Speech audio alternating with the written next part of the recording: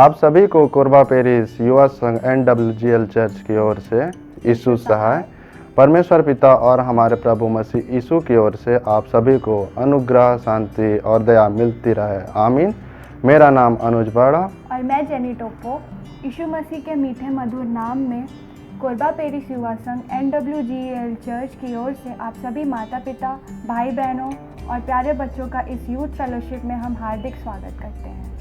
आशा करते हैं आप सभी अपने अपने घरों व स्थानों में सुरक्षित, स्वस्थ व भले चंगे होंगे और घरों से निकलते वक्त फेस मास्क का प्रयोग जरूर करें और भीड़ भाड़ वाली जगहों पर जाने से बचें। भारत सरकार द्वारा दिए गए निर्देशों का पालन अवश्य करें। घर में रहें, सुरक्षित रहें। सर्वप्रथम पिता परमेश्वर को धन्यवाद कि उन्होंने इस सर्वव्यापी महामारी से हमें सुरक्षित रखा है और इस सुंदर समय को दिया है जहां हम उनके स्तुति गान और वचनों का मनन करने को उपस्थित हो पाते हैं। आइए हम इस बहुमूल्य समय का उपयोग करते हुए परमेश्वर पिता की स्तुति व आराधना में जाएं। हम प्रार्थना करें। आइए हम लोग प्रार्थना करेंगे। धन्यवाद सर्वशक्तिमान परमेश्वर दयालु पिता, हम आपको धन्यवाद देते हैं पिता, इस सुंदर दिन, इस सुंदर समय के लिए परमेश्वर पिता जो तूने हमें दिया, हमें स्वस्थ, सुरक्षित व भला चंगा रखा परमेश्वर पिता, हमें जीवितों को मध्यम में रखा परमेश्वर पिता, उसके लिए आपको धन्यवाद देते हैं परमेश्वर पिता। हम मांगते हैं परमेश्वर पिता इस कोरोना महामारी के लिए परमेश्वर पिता जो पूरे राज्य, पूरे देश, पूरे विश्व में वैश्विक महामारी के रूप में फैली हुई है परमेश्वर पिता, तो इसे दूर कर परमेश्वर पिता ताकि यह महामारी जल्द से जल्द इस पूरे विश्व से कम होने पा सके परमेश्वर पिता, और लोग इस महामारी से जो भी संक्रमित है परमेश्वर पिता जल्द से जल्द ठीक होने पाए परमेश्वर पिता और पहले जैसा जीवन जीने पा सके परमेश्वर पिता। हम मांगते हैं परमेश्वर पिता तूने इस महामारी से हमें बचाए रखा परमेश्वर पिता और हमको यहाँ उपस्थित होने का अवसर दिया परमेश्वर पिता, हमें अगुवाई किया परमेश्वर पिता, उसके लिए भी आपको धन्यवाद देते हैं परमेश्वर पिता। जो भी भाई बहन इस यूथ फेलोशिप में अपनी उपस्थिति यहाँ देते हैं परमेश्वर पिता, उसके लिए आपसे धन्यवाद और प्रार्थना करते हैं परमेश्वर पिता ताकि सब भी जो भी अपना पार्ट यहाँ पे निभाते होंगे परमेश्वर पिता, तो उन्हें उनकी अगुवाई करना परमेश्वर पिता ताकि हम इस यूथ फेलोशिप को ऑनलाइन माध्यम के द्वारा अच्छे रीति और सही ढंग से लोगों के बीच प्रचार प्रसार करने पा सकें परमेश्वर पिता। हम आगे के प्रोग्राम को आपके हाथों में सौंपते हैं परमेश्वर पिता, तो अपनी उपस्थिति देना परमेश्वर पिता ताकि हम यह प्रोग्राम को ऑनलाइन के माध्यम से लोगों तक पहुंचाने पा सकें परमेश्वर पिता। हम इस प्रोग्राम में जो भी वक्ता होंगे परमेश्वर पिता, जो भी बहन है अनुन्या टोप्पो परमेश्वर पिता, उनको तो आशीष अगुवाई करना परमेश्वर पिता ताकि वह अपना वचनों को सही रीति सही ढंग से लोगों के सामने रखने पाए परमेश्वर पिता, और माता पिता और युवा भाई बहन और जो भी बच्चे इस प्रोग्राम को देखते हैं सब आशीषित होने पाएंगे परमेश्वर पिता। और हम क्या मांगे परमेश्वर पिता, छोटी सी प्रार्थना को आपके बेटे यीशु मसीह के मधुर नाम में मांगते हैं, सुन और स्वर्गराज में ग्रहण कर। आमीन। आइए यह समय होगा कि हम युवा संघ की अगुवाई में परमेश्वर पिता की स्तुति व आराधना में जाएं। आप सबों को मसीह यीशु में यीशु सहाय, जैसे कि परमेश्वर का वचन हमको मिलता है, भजन संहिता 33 उसका 1 में ऐसा कहता है, हे धर्मियों यहोवा के कारण जय जयकार करो, क्योंकि धर्मी लोगों को स्तुति करना शोभा देता है। आइए हम परमेश्वर की महिमा के लिए कुछ गीतों को गाएं और उसकी जय जयकार करें।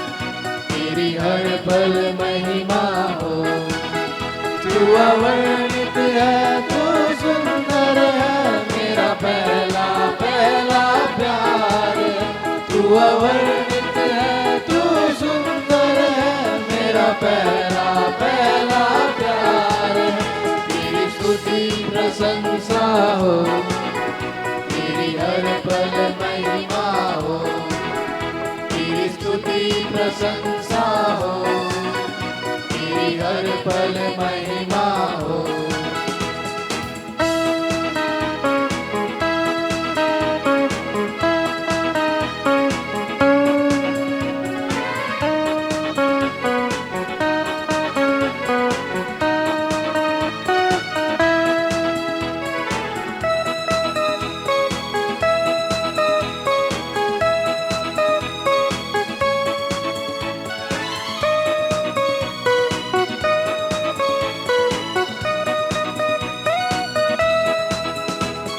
मेरी निराशाओं में मेरी आशा बना तू, मेरी खामोशियों को समझा तू हे प्रभु। मेरी निराशाओं में मेरी आशा बना तू, मेरी खामोशियों को समझा तूने प्रभु। तू अवर्णित है, तू सुंदर है, मेरा पहला पहला प्यार है। तू अवर्णित है, तू सुंदर है, मेरा पहला पहला प्यार है। तेरी स्तुति प्रशंसा हो, तेरी हर पल महिमा हो, तेरी स्तुति प्रशंसा हो, तेरी हर पल महिमा हो।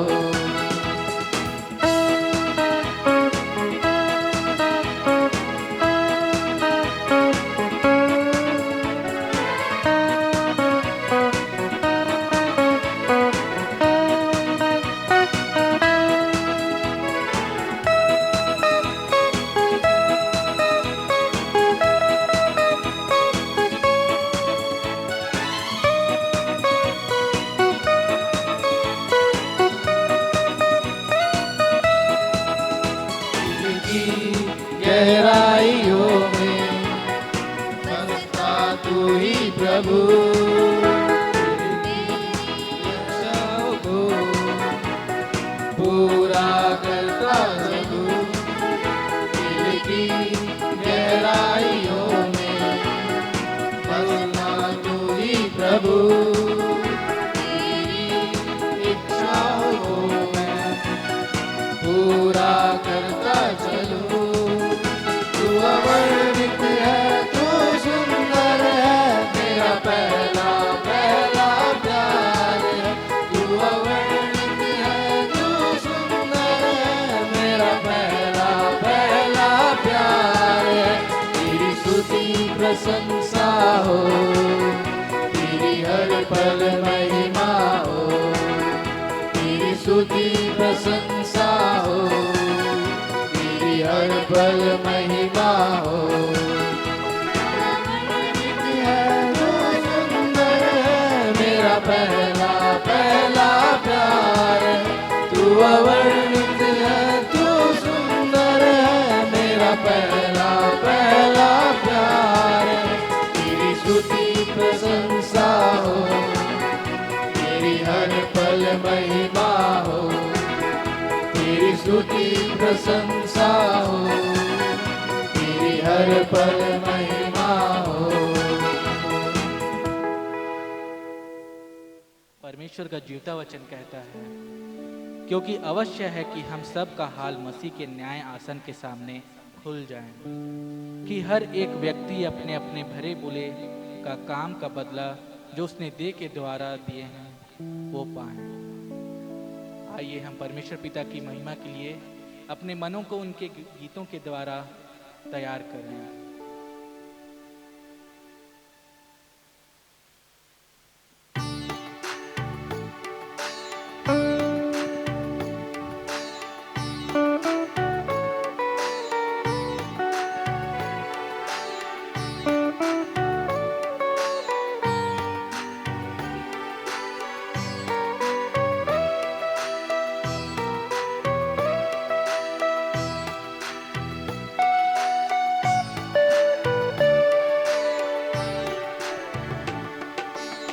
खुल जाएंगी किताबें, जब भी हिसाब होगा, इंसाफ का तराजू यीशु के हाथ होगा।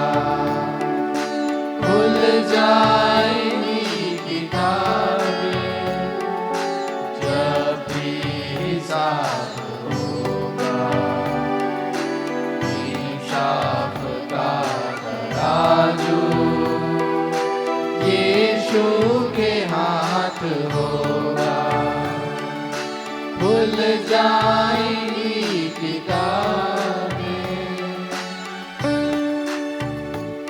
मसीह में प्यारे भाई और बहनें, इस बात को हम जानते हैं कि परमेश्वर अपने वचन में कहता है, हे जवान अपनी जवानी में आनंद कर और अपनी जवानी के दिनों में मगन रह, अपनी मनमानी कर और अपनी आँखों की दृष्टि के अनुसार चल, परंतु यह जान रख कि इन सब बातों पर विषय पर परमेश्वर तेरा न्याय करेगा।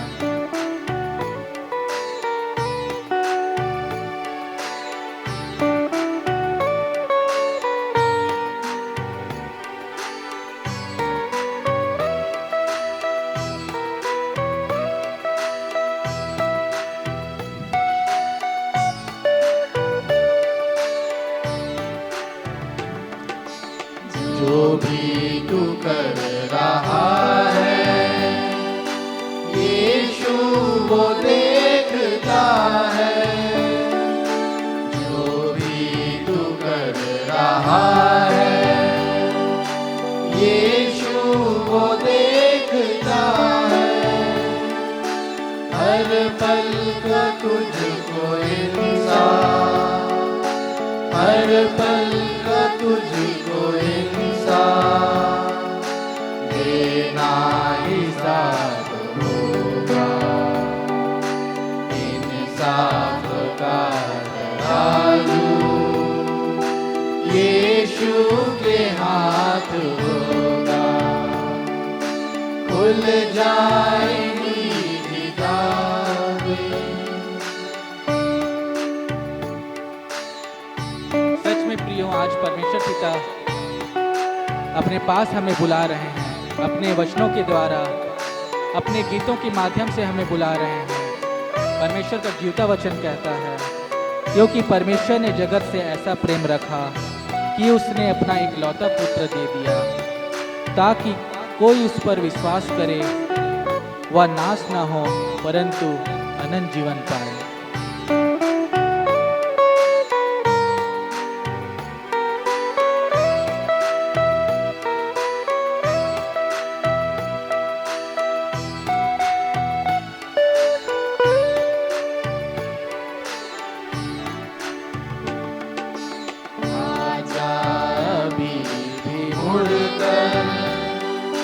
यीशु बुला रहा है, आजा भी तू मुड़कर। यीशु बुला रहा है, वरना ये याद रख ले, वरना ये याद कर ले, तेरा ही नाश होगा। इंसाफ का तराजू यीशु के हाथ होगा। खुल जाएंगी किताबें, जब भी हिसाब होगा। इंसाफ का तराजू यीशु के हाथ होगा। खुल जाएंगी किताबें।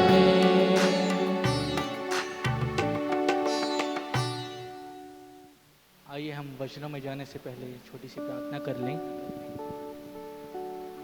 धन्यवाद धन्यवाद पिता परमेश्वर, इस सुंदर दिन को तूने हमें दिखाया है पिता परमेश्वर, और हम जहाँ भी हैं अपने घरों में या कहीं भी, हमें इस अपने छेदे हाथों से तू हमें बचा के रखा है।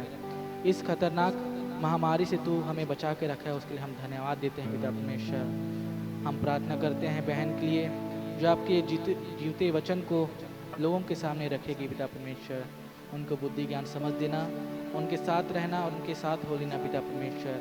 हम मांगते हैं पिता परमेश्वर, हम जो कुछ भी मांगते हैं हमारे बिन मांगे तो वो ला करके देता है। हमें बुद्धि ज्ञान समझ से भर देना पिता परमेश्वर, ताकि हम आपकी स्तुति और महिमा के लिए हम आगे बढ़ने पाएँ पिता परमेश्वर। हम धन्यवाद देते हैं पिता परमेश्वर जो अपने घरों में सुरक्षित हैं पिता परमेश्वर, उनके लिए भी मांगते हैं। सबों को तू अपने छेद हाथों से बचा के रखना पिता परमेश्वर। क्या मांगे पिता परमेश्वर, इस छोटी प्रार्थना को सुन और जैसे स्वर्ग राज में ग्रहण कर दे। आमीन। इन सुंदर गीतों के द्वारा परमेश्वर पिता को महिमा मिले।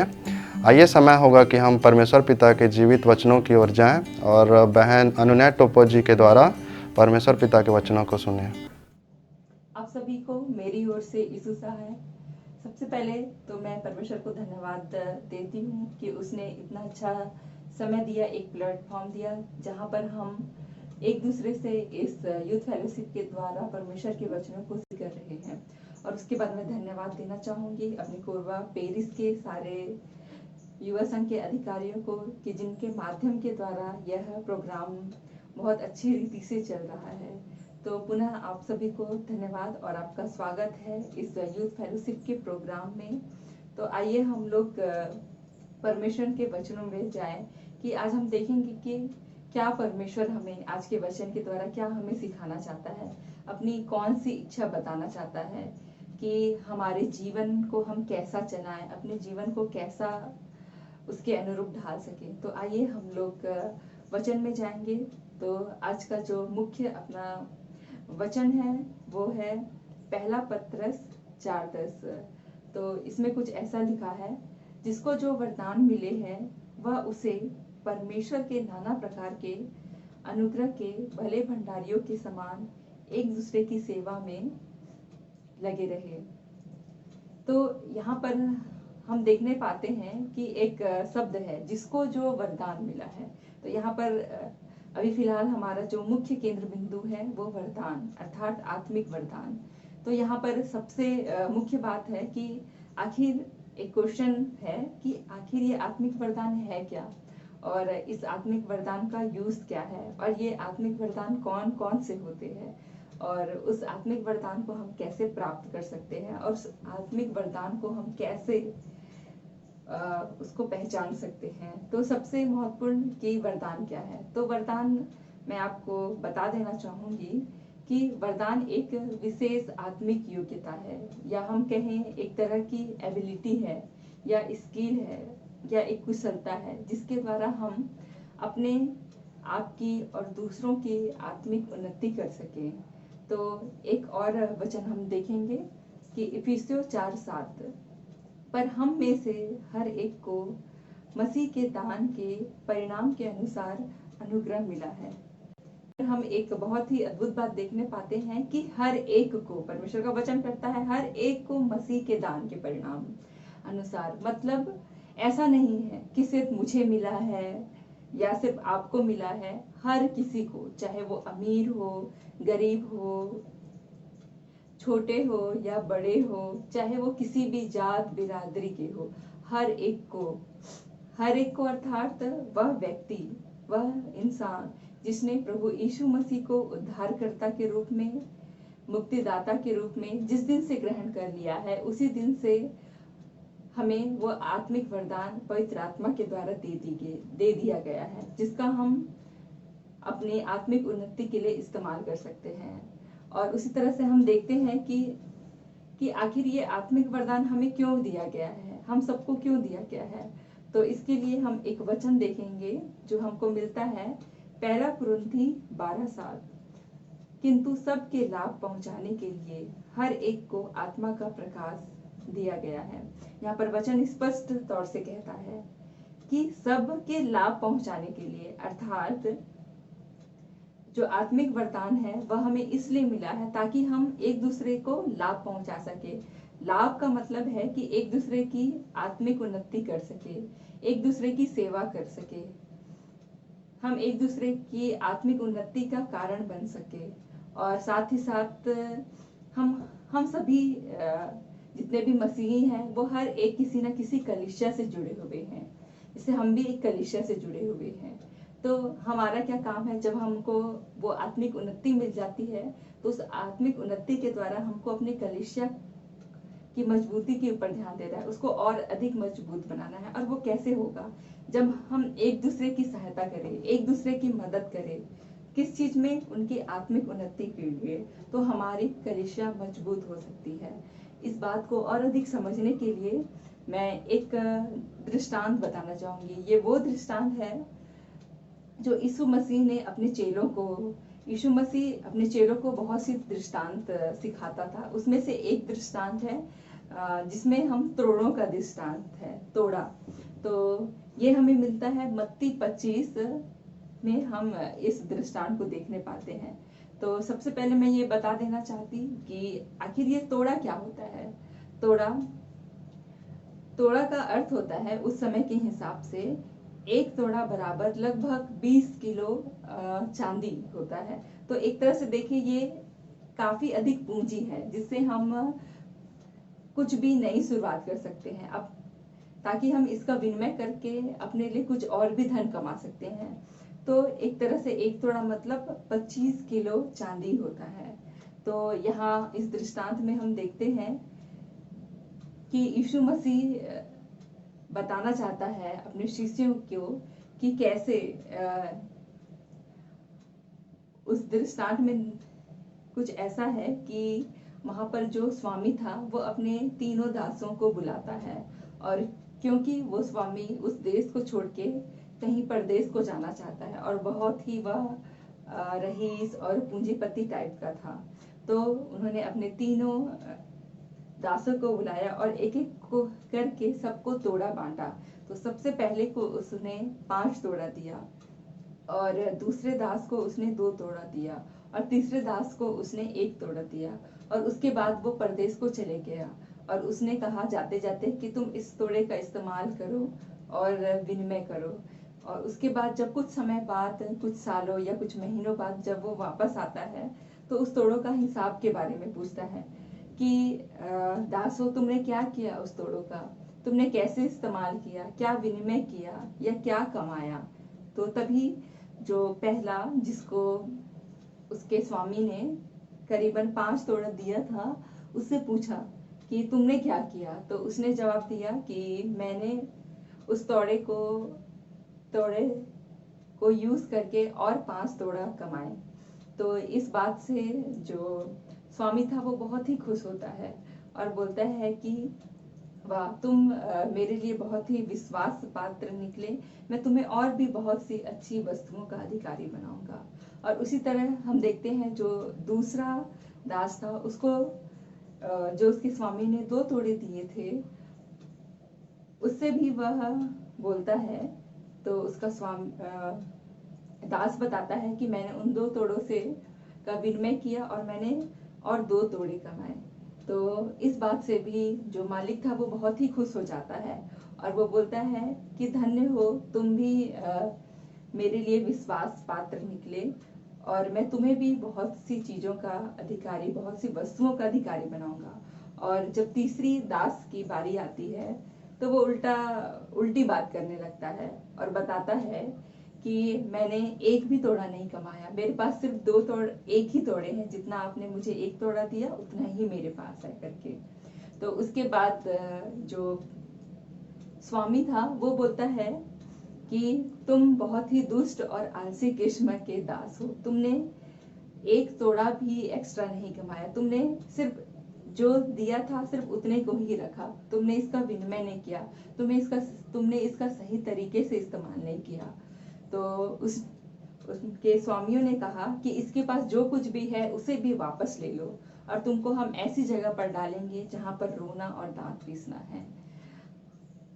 मसीह में प्रिय भाइयों एवं बहनों, रोना और दांत पीसने का अर्थ है ऐसी जगह जहां पर सिर्फ और सिर्फ अफसोस है, ऐसी जगह जहां पर हम अपनी उस गलती को सुधार नहीं सकते, ऐसी जगह, अर्थात ये नरक की बात कर रही है, मतलब एक दंड देने की बात कर रही है। तो हमने देखा कि जिन लोगों ने उस तोड़े का जो एक पूंजी उनके स्वामियों ने दी थी, जिन लोगों ने अच्छी तरीके से उसका विनिमय किया, उसका उपयोग किया, उसको उसके स्वामी ने बहुत ही अच्छा प्रतिफल दिया।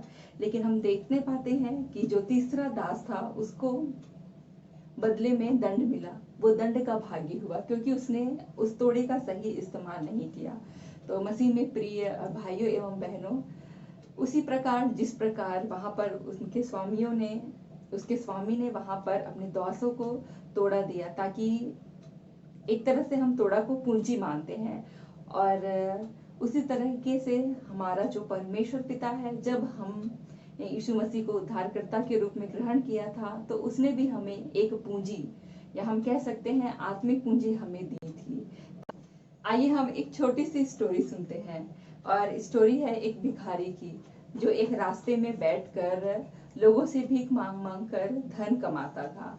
तो हम देखते हैं कि बहुत साल तक वो ऐसे ही भीख मांग मांग कर ही पैसे जमा करता था, और एक दिन हम देखते हैं कि उस भिखारी की मौत हो जाती है, और मौत का कारण था भूख और ठंड। तो जब उसको नगर निगम वालों ने उसका अंतिम संस्कार कर दिया, और उसके बाद कुछ दिन बाद न्यूज़पेपर में ये खबर आती है कि उस भिखारी के पास अथाह पूंजी थी, लाखों रुपए थे, उसके पास बैंक में लाखों रुपए थे, और उसके अलावा उसके पास कई सारे किराए के मकान थे, जिसको उसने खुद लेकर दूसरे को किराया दिया था। तो हम इस स्टोरी में देखते हैं कि उस भिखारी के पास अथाह पूंजी होने के बावजूद भी वह एक नॉर्मल लाइफ नहीं जीता था।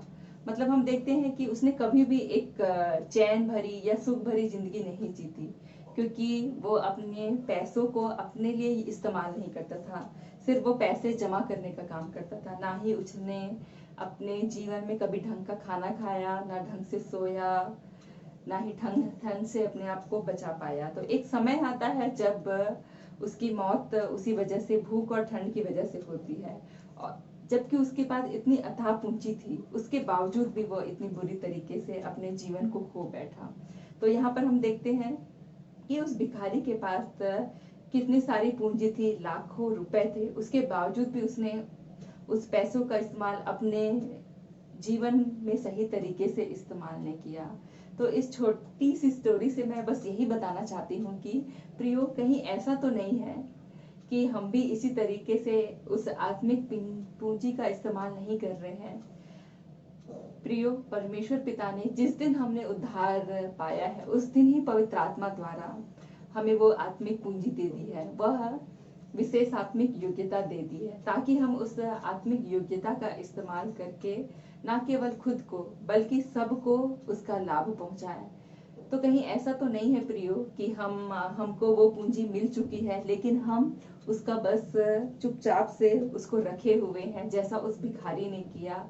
लेकिन इस स्टोरी में एक और मुख्य बात है कि एक बहुत बड़ा डिफरेंस है जो मैं आपको बताना चाहती हूँ, कि उस भिखारी की जब मौत हुई तो उसका तो नुकसान उसी दिन खत्म हो गया जिस दिन उसकी मौत हुई। लेकिन प्रियो, अगर हम अपने आत्मिक वरदान, या हम यो कह सकते हैं कि उस आत्मिक पूंजी, जिस प्रकार हमने उस दृष्टांत में भी सुना कि जिस प्रकार से पूंजी उस अमीर आदमी ने अपने दासों को दिया इस्तेमाल करने के लिए, उसी प्रकार वो आत्मिक पूंजी परमेश्वर ने हमें दिया। क्यों? ताकि हम उसका अधिक से अधिक इस्तेमाल कर सके, अपने आत्मिक जीवन में बढ़ोतरी कर सके, ना केवल खुद की परंतु दूसरों के भी लाइफ में। लेकिन जिस प्रकार उस भिखारी ने नुकसान जो झेला था, वो तो उसकी मौत के बाद खत्म हो गया, लेकिन हमारे साथ ऐसा नहीं है।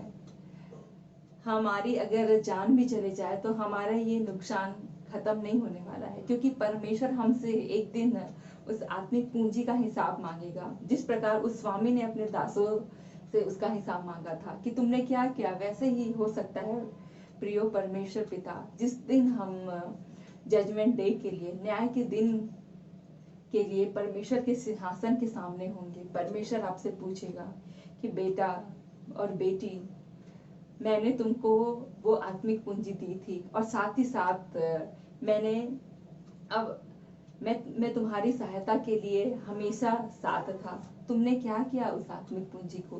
तुमने कहाँ लगाया उस आत्मिक पूंजी को? कितने लोगों की तुमने आत्मा बचाई?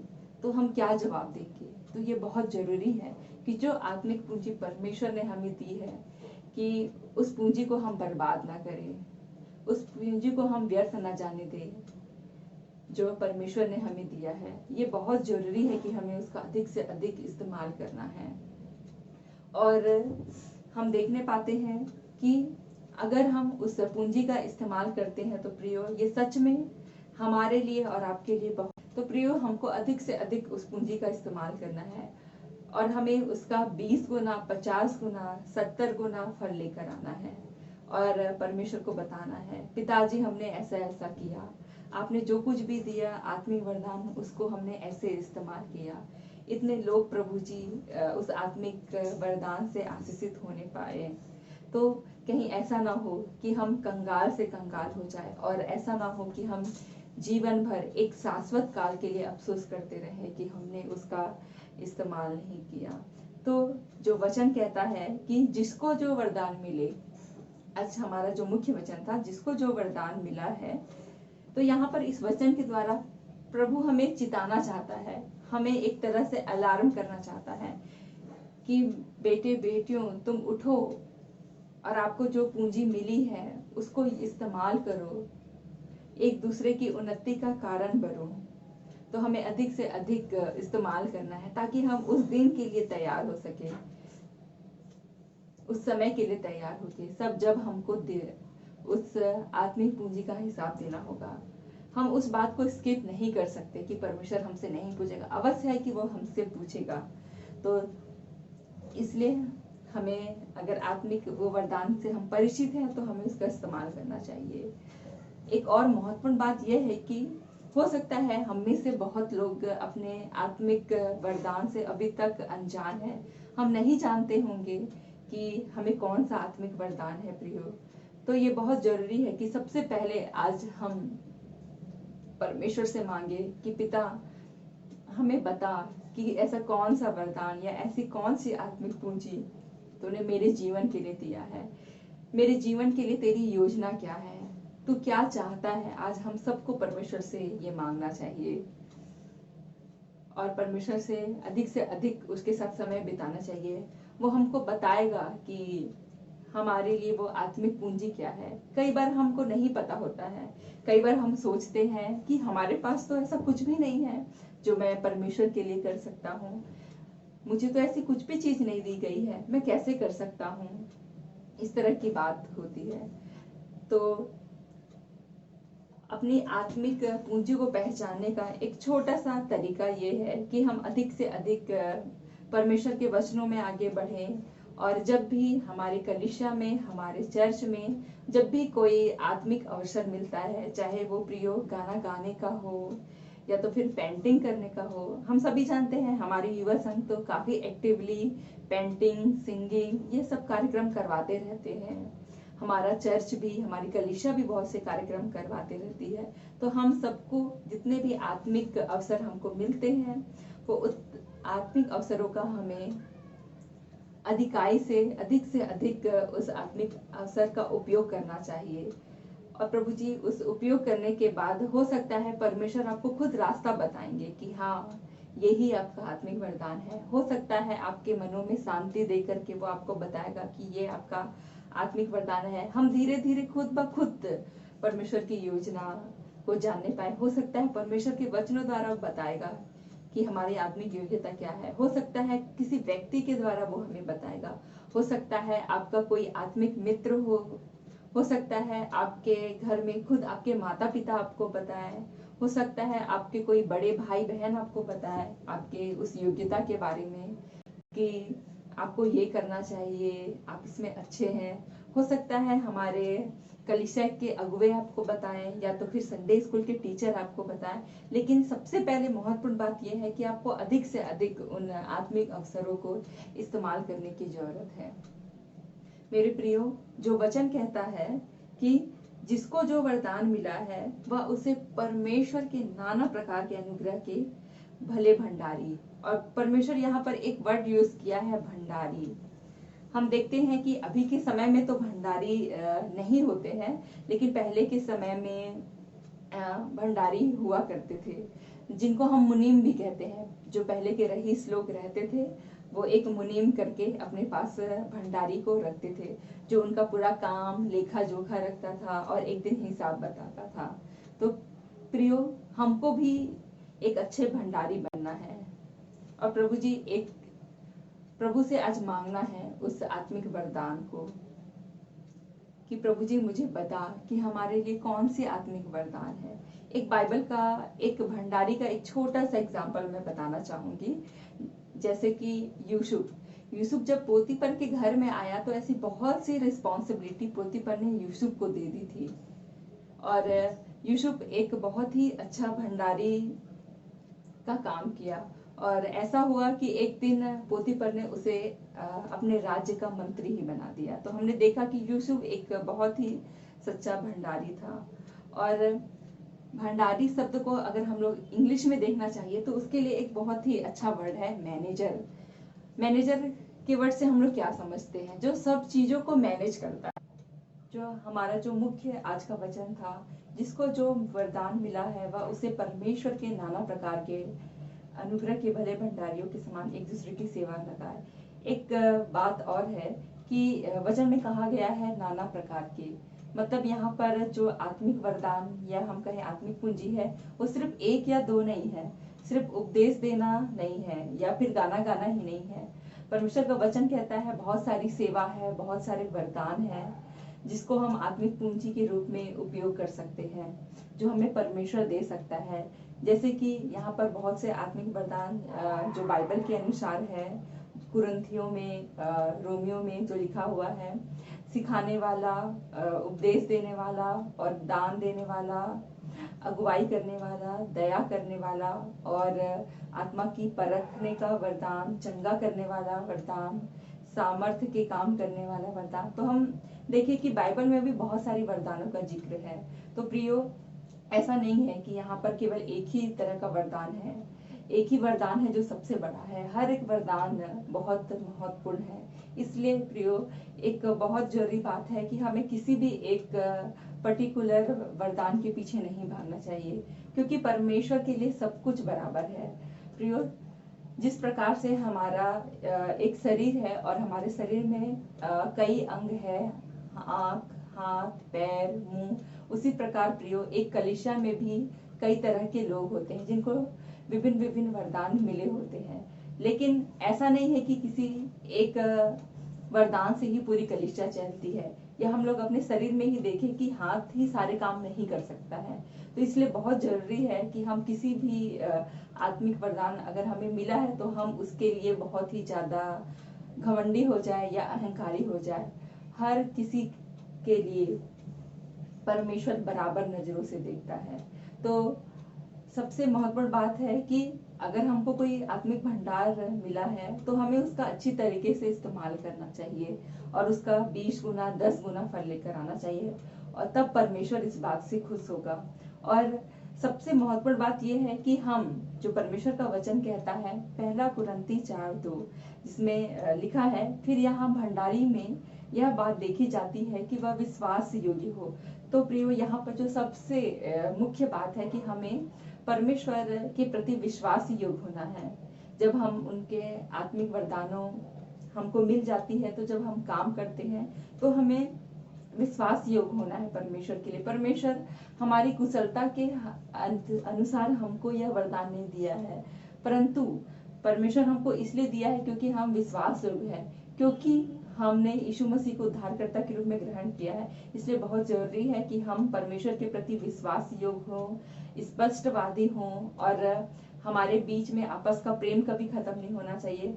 जिस प्रकार शरीर में विभिन्न विभिन्न अंग होते हुए आपसी सामंजस्य होता है प्रियो, वैसे ही कलीसिया में भी जितने भी विभिन्न तरह के लोग हैं उनमें आपसी प्रेम, आपसी सामंजस्य होनी चाहिए। अगर किसी एक का अपमान होता है तो हर किसी का अपमान होता है, ऐसा प्रेम होना चाहिए। अगर एक की प्रशंसा होती है तो सभी की प्रशंसा होती है।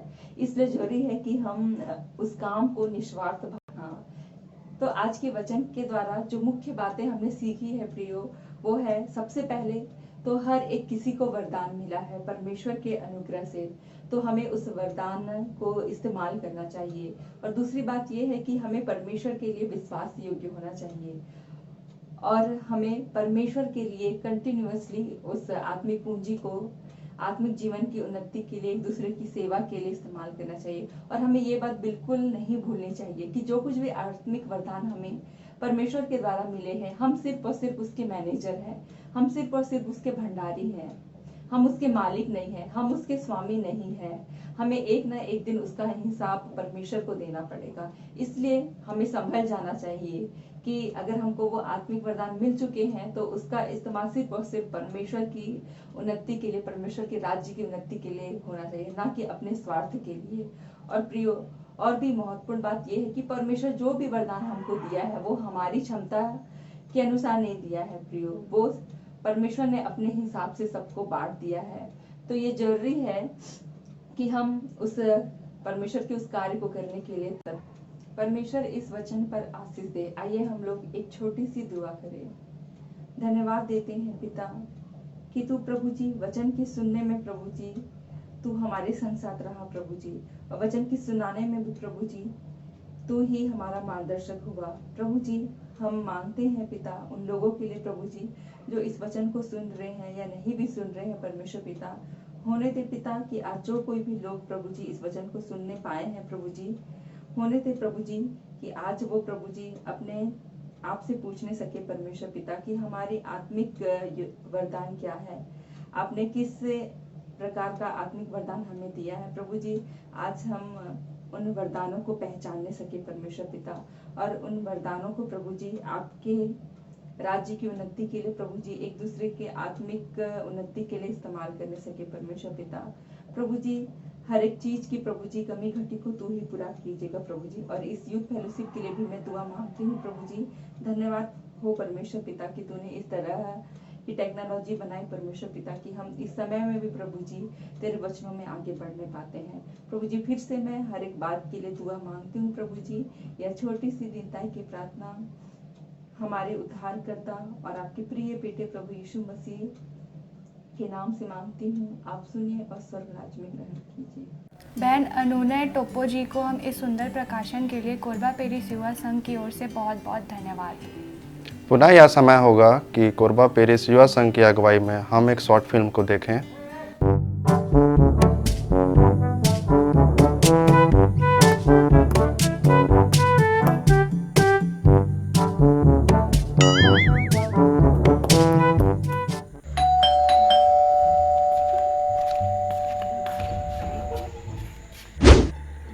अरे अंकल इससे आए। हाँ हाँ ठीक ठीक, यीशु साहब। आइए आइए आइए अंदर आइए। और बेटा तुम्हारे पिताजी कहाँ हैं जी? पापा तो नहीं है अंकल, पापा तो अभी अभी कहीं निकले हैं। ठीक है बेटा, अब मैं चलता हूँ। वैसे आजकल क्या कर रहे हो तुम? अंकल अभी तो मैं पीएससी की तैयारी कर रहा हूँ। वैसे कितने साल से तैयारी कर रहे हो तुम बेटा? मेरे तैयारी को 3 साल हो गए अंकल। 3 साल? 3 साल से तुम तैयारी कर रहे हो और निकाल नहीं पाए हो? तुमसे नहीं हो पाएगा बेटा, छोटा मोटा नौकरी ढूंढो तुम।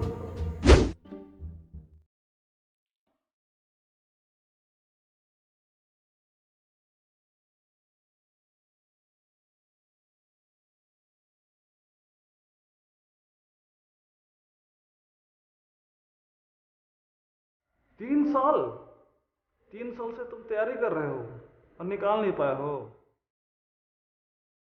तुमसे नहीं हो पाएगा बेटा, छोटा मोटा नौकरी ढूंढो तुम। 3 साल से तुम तैयारी कर रहे हो और निकाल नहीं पाए हो? तुमसे नहीं हो पाएगा बेटा, छोटा मोटा नौकरी ढूंढो तुम।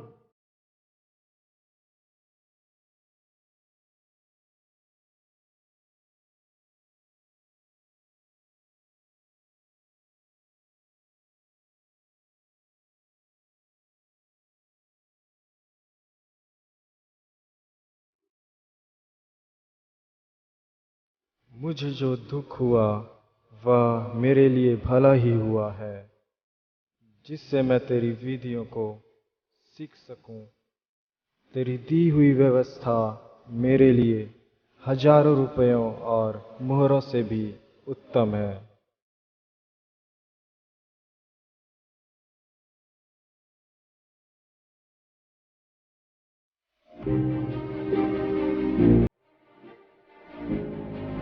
जो मुझे सामर्थ देता है उसमें मैं सब कुछ कर सकता हूँ।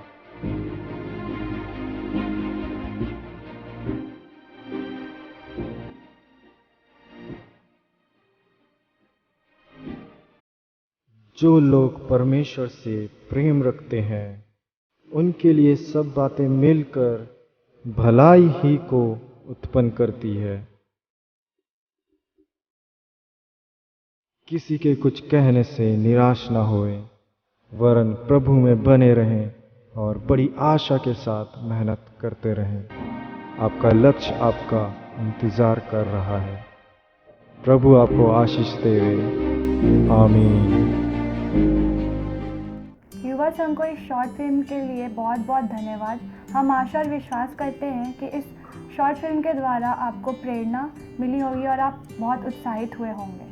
तुम्हें पता है जैनी पौलुस और सिलास के बारे में? हाँ, मैंने प्रेरितों के काम अध्याय 16 पद 25 में पढ़ा था कि वे लोग बड़े दयनीय स्थिति में थे और बहुत कठिन समय काट रहे थे। तो तुम्हें पता है इससे हम क्या सीखते हैं? नहीं, बताएं। पौलुस और सिलास जो बंदीगिरी में होते हुए भी अपने सृजनहार को नहीं भूले और उनकी स्तुति, आराधना और महिमा में विलीन थे, उसी प्रकार हम भी इस महामारी के दौर में अपने सृजनहार को ना भूलें और निरंतर उनकी स्तुति, महिमा और आराधना करते रहें। तो आइए हम युवा संघ की अगुवाई में परमेश्वर के भजन गीतों को गाएं।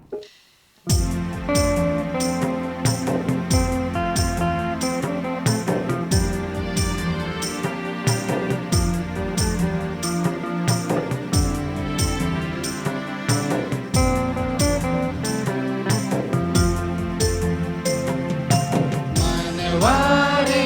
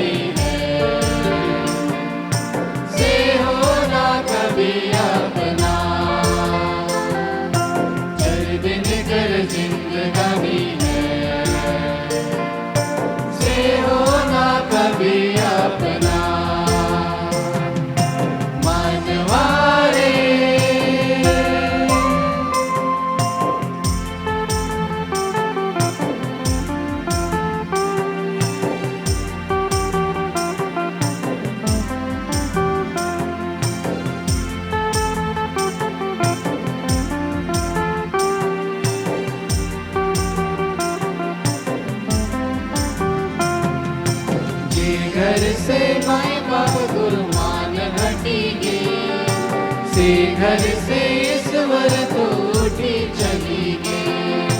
जे घर से माई बाप गुरु मान घटेंगे, से घर से ईश्वर तो उठी चलेंगे।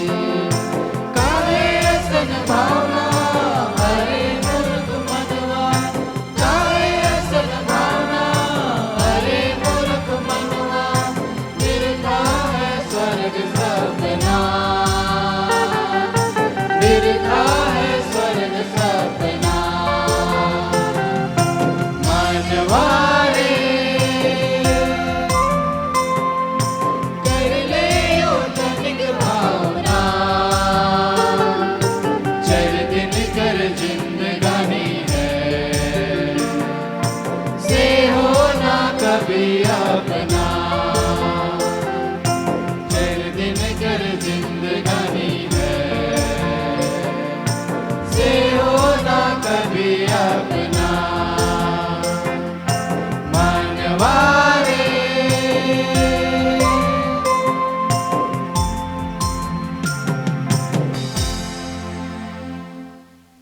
इन सुंदर भजन के लिए युवा संघ के भाई बहनों को बहुत बहुत धन्यवाद। आइए यह समय होगा कि हम युवा संघ के अधिकारियों से कुछ ज़रूरी सूचनाओं को सुनें। आप सबों को ईसुसा है। आज का सूचना इस प्रकार है। हमारा अगला यूथ फेलोशिप दिनांक 22 अगस्त 2020 दिन शनिवार को रखा गया है। हम आशा करते हैं कि फिर से पूरे दिल से परमेश्वर को महिमा देंगे। जैसे कि आप सबों को पता है कि पिछले यूथ फेलोशिप में सॉन्ग कंपटीशन का फर्स्ट राउंड का रिज़ल्ट अनाउंस किया गया था और सेकेंड राउंड का वीडियो हमारे पास पहुंच चुका है। सो आप सभी पार्टिसिपेंट को पुनः हृदय से धन्यवाद देते हैं। आइए बिना देर किए विनर्स का भेजा हुआ वीडियो देखें।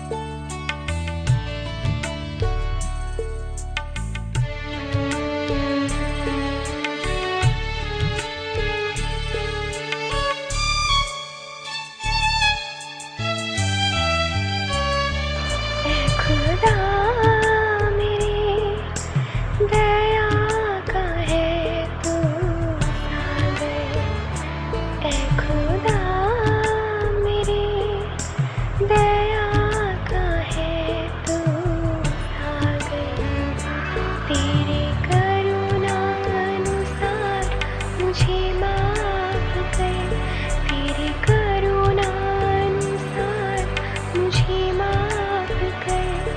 मेरे पापों को धो के मुझे साफ कर, खुदा मेरे दया का है तू सागर। ऐ खुदा मेरे दया का है तू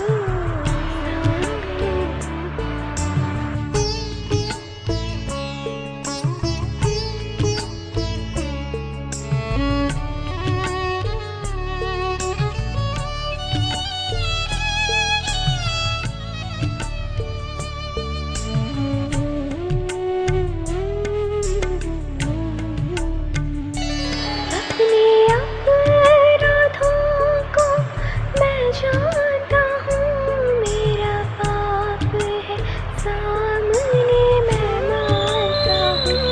अपने अपराधों को मैं जानता हूँ, मेरा पाप है सामने मैं मानता हूँ। तेरे विरोध में मैंने पाप किया, तेरी नजर में जो है बुरा किया। मैं हूँ जन्म का पापी खुदा मेरे, मैं हूँ जन्म का पापी खुदा मेरे। अपनी रहमत से मुझको तू पाक कर, खुदा मेरे दया का है तू सागर। ऐ खुदा मेरे दया का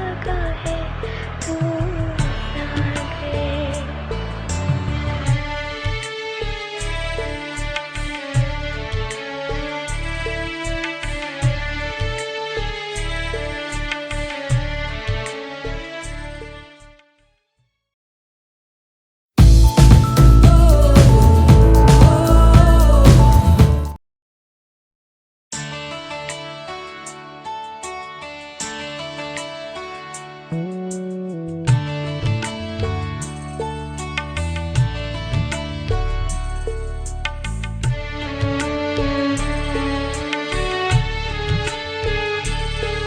सागर।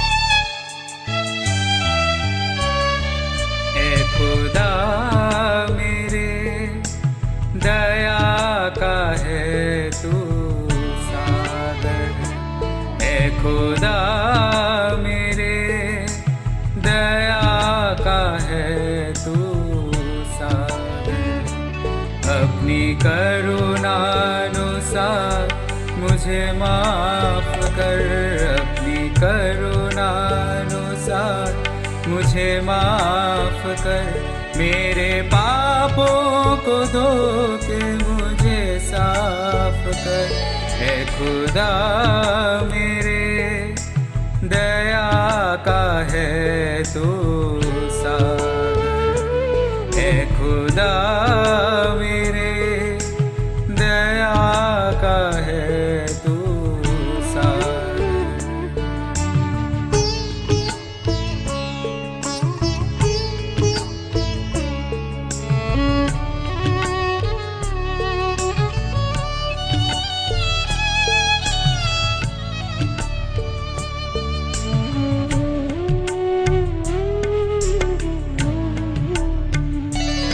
अपनी अपराधों को मैं जानता हूँ, मेरा पाप है सामने मैं मानता हूँ। अपनी अपराधों को मैं जानता हूँ, मेरा पाप है सामने मैं मानता हूँ।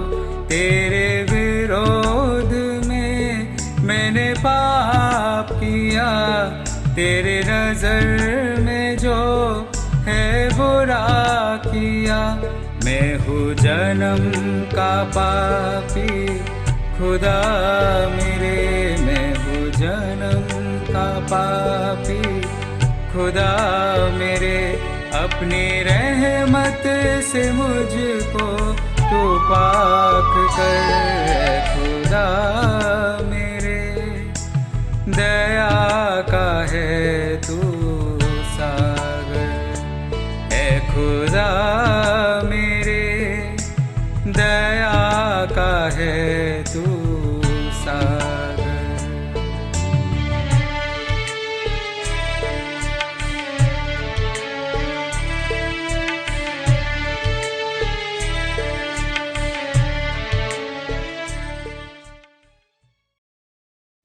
तीनों विनर्स को हमारे पूरे टीम की ओर से बधाई, और हम आशा करते हैं और विश्वास करते हैं कि आप इसी तरह हमारे साथ बने रहेंगे। धन्यवाद। हम इस प्रोग्राम के अंतिम कड़ी में पहुंच चुके हैं और इस प्रोग्राम को अंतिम करते हुए हम अंतिम प्रार्थना में जाएंगे। प्रार्थना करें।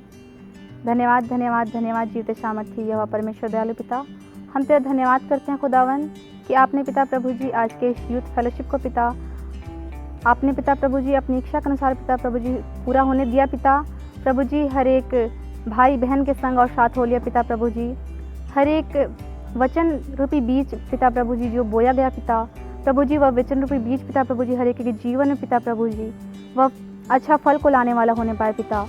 और पिता प्रभु जी पिता वह फल पिता प्रभु जी आपके लिए पिता प्रभु जी वह एक ग्रहण योग्य होने पाए पिता प्रभु जी होने दे पिता प्रभु जी कि आपने हर एक को अपनी ही छत्र छाया में पिता प्रभु जी बनाए रखा पिता और होने दिया पिता प्रभु जी जो आज के इस ऑनलाइन यूथ फेलोशिप को पिता प्रभु जी जो देख रहे हैं पिता प्रभु जी, आप उनके भी संग और साथ हो लिए पिता कि प्रभु जी आज के इस यूथ फेलोशिप में पिता प्रभु जी वे भी सहभागिता होने पाते हैं पिता। और पिता प्रभु जी आपके वचन को आपके गीतों को पिता प्रभु जी गाते और पिता प्रभु जी आपके वचन को पिता प्रभु जी सुनने पाते हैं। हाँ पिता प्रभु जी मांगते हैं खुदावन होने दे पिता प्रभु जी, जब ऐसी विगत परिस्थिति में पिता प्रभु जी या कोरोना काल में पिता प्रभु जी हम ऑनलाइन के माध्यम से पिता प्रभु जी हर एक गिरजा आराधना को, यूथ फेलोशिप को और युवा संघ, महिला संघ जो भी प्रोग्राम पिता प्रभु जी किए जाते हैं पिता होने देना पिता प्रभु जी कि आप अपनी आशीष को, अपनी बरकत को पिता प्रभु जी हर एक मंडली, हर एक पेरिस में तू दे पिता। और होने दे पिता प्रभु जी हर एक की अगुवाई कर पिता, हर एक पादरी पुरोहितों की अगुवाई कर पिता, हर एक अधिकारियों की अगुवाई कर पिता प्रभु जी। होने दे पिता कि अपनी ही इच्छा के अनुसार पिता प्रभु जी हर एक को चला पिता। और होने दे पिता प्रभु जी हर एक के जीवन से पिता आप ही को महिमा मिलने पाए। हर एक बातों में तेरा धन्यवाद करते हैं खुदावन, और यह प्रार्थना को आपके प्रिय पुत्र हमारे प्रभु यीशु ख्रिस्त के नाम से मांगते हैं पिता, सुनिए और दया से ग्रहण कीजिए। आमीन। हे हमारे पिता, तू जो स्वर्ग में है, तेरा नाम पवित्र माना जावे, तेरा राज्य आवे, तेरी इच्छा जैसे स्वर्ग में वैसी इस पृथ्वी पर भी पूरी होवे। हमारे प्रतिदिन की रोटी आज हमको दे, और हमारे अपराधों को क्षमा कर जैसे हम भी अपने अपराधियों को क्षमा करते हैं, और हमको परीक्षा में मत डाल परंतु बुराई से बचा, क्योंकि राज और पराक्रम और महिमा सदा तेरी ही। आमीन। और हमारे प्रभु यीशु ख्रिस्त की दया, ईश्वर का प्रेम और पवित्र आत्मा की सहभागिता हम सबों के साथ हो। आमीन। यीशु सहाय।